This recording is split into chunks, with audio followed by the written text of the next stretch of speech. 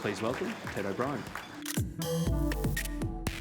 The Liberal Party's top economic spokesman getting back to the basics of budgets and debt. After the Albanese deficits, I dare say it will again take years of discipline by a coalition government to get the budget back in balance. Testing the fiscal virtues of Peter Costello and Liberal Treasurers past on a new constituency, one that deserted the coalition in May. Jess and Matt are very real, but there just happens to be millions of them.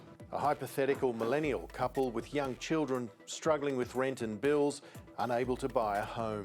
This is not how Jess thought her life would be. And she's angry. Because if the Australian dream of home ownership is out of reach for her, well, her children will have Buckley's chance of even having the dream in the first place. Ted O'Brien's call to arms landing alongside troubling news from the cost of living front. Inflation accelerated to 3.8% last month, well above the Reserve Bank's 2 to 3% target.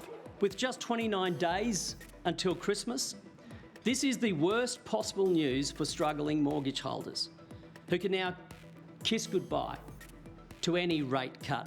The through-the-year number was higher than we'd like it to be, but driven partly by temporary factors like the removal of state energy rebates. The reminder that inflation is not yet tamed is the biggest political albatross that hangs around the Treasurer's neck.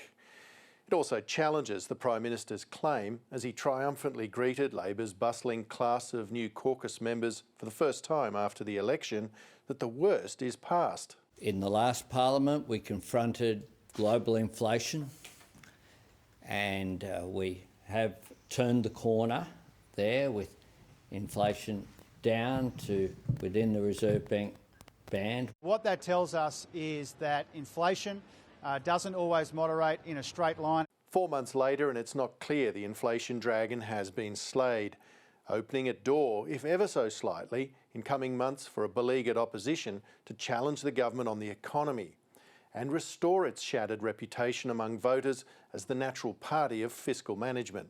We haven't seen this happen before, where a party has actually lost its core strength. For the first time in decades, the coalition lost its perceived advantage over Labor on the economy, according to a post-election survey.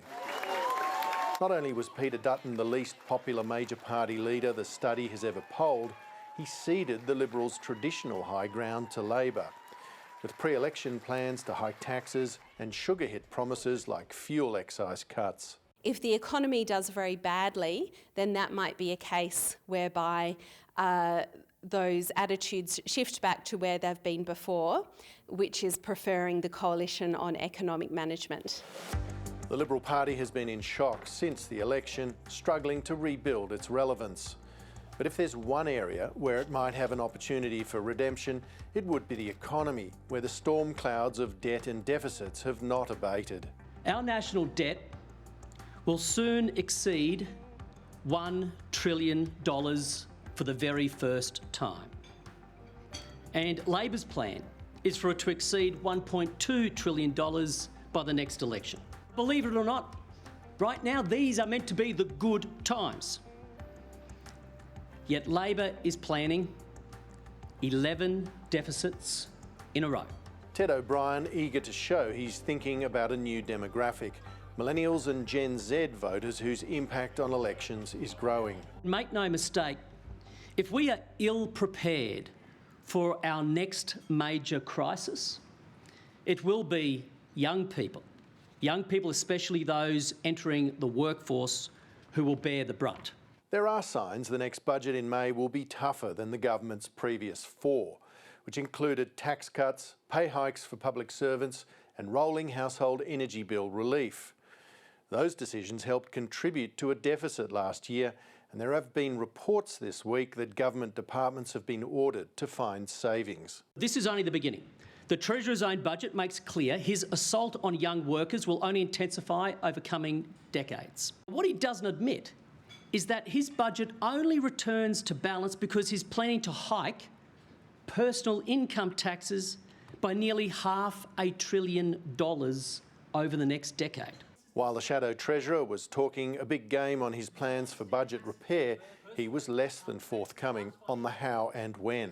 What is different about what you're offering and what you hope to offer over the course of this term that will arrest what is pretty clearly a catastrophic situation where 1 in 5 Jesses at the last election put a number 1 for the coalition?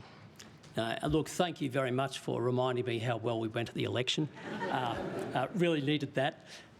But, you know, in truth, we have been learning lessons about it, and our leader made it very clear as we came to this term of government, we need to take the time to do that. Now, as I understand it, Mr Speaker, the Shadow Treasurer gave a little speech about some of these issues a moment ago, Mr Speaker. Now, we've heard these kinds of speeches before.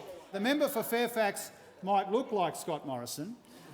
He might be undermining his leader like Scott Morrison did, but more and more he sounds like the member for Hume, and it didn't work out real well for the member for Hume. It's not yet clear whether Ted O'Brien's pitch to younger voters will resonate, particularly with no clear solution to the biggest issue they face, housing.